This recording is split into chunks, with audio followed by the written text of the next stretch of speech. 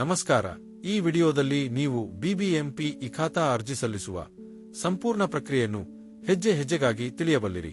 ಆದ್ದರಿಂದ ಕೊನೆವರೆಗೆ ನೋಡಿ. ಹಂತ 1. ಅಗತ್ಯವಿರುವ ದಾಖಲೆಗಳು ತಯಾರಿಸಿ.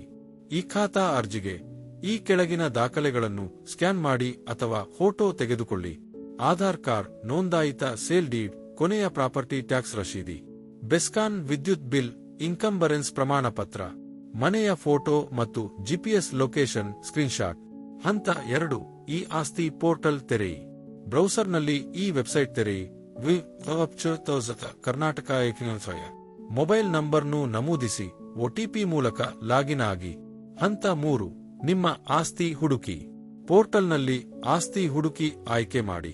ನಿಮ್ಮ ವಾರ್ಡ್ ಮಾಲೀಕನ ಹೆಸರು ಅಥವಾ ಗಥು ಸಂಖ್ಯೆಯ ಮೂಲಕ ಹುಡುಕಬಹುದು. ಹಂತ 4. ಡ್ರಾಫ್ಟ್ ಇಖಾತಾ ಪರಿಶೀಲನೆ ಮಾಡಿ. ಆಸ್ತಿ ಪತ್ತೆಯಾದ ಮೇಲೆ ಡ್ರಾಫ್ಟ್ ಇಖಾತಾ ಡಾಕ್ಯುಮೆಂಟ್ ತೋರಿಸಲಾಗುತ್ತದೆ.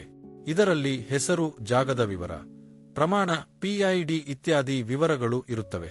ಹಂತ 5. ಅಂತಿಮ ಮಾಹಿತಿ ಸಲ್ಲಿಸಿ. ಈ ಹಂತದಲ್ಲಿ ಎಲ್ಲಾ ವಿವರಗಳನ್ನು ಸರಿಯಾಗಿ ನಮೂದಿಸಿ. ಆಧಾರ್, ಬಿಲ್, ಡೀಡ್ ಮತ್ತು ಇತರ ದಾಖಲೆಗಳನ್ನು ಅಪ್ಲೋಡ್ ಮಾಡಿ. ಹಂತ 6.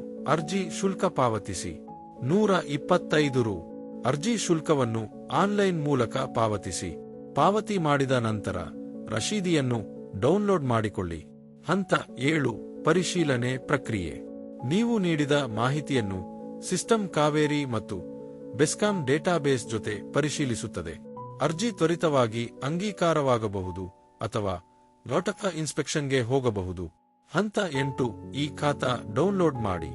ಅರ್ಜಿ ಅಂಗೀಕಾರವಾದ ಮೇಲೆ ಆಫಿಷಿಯಲ್ ಪೋರ್ಟಲ್ನ ಡೌನ್ಲೋಡ್ ವಿಭಾಗದಲ್ಲಿ ಹೋಗಿ ಈ ಖಾತಾ ಪ್ರಮಾಣ ಪತ್ರವನ್ನು ಡೌನ್ಲೋಡ್ ಮಾಡಿಕೊಳ್ಳಿ.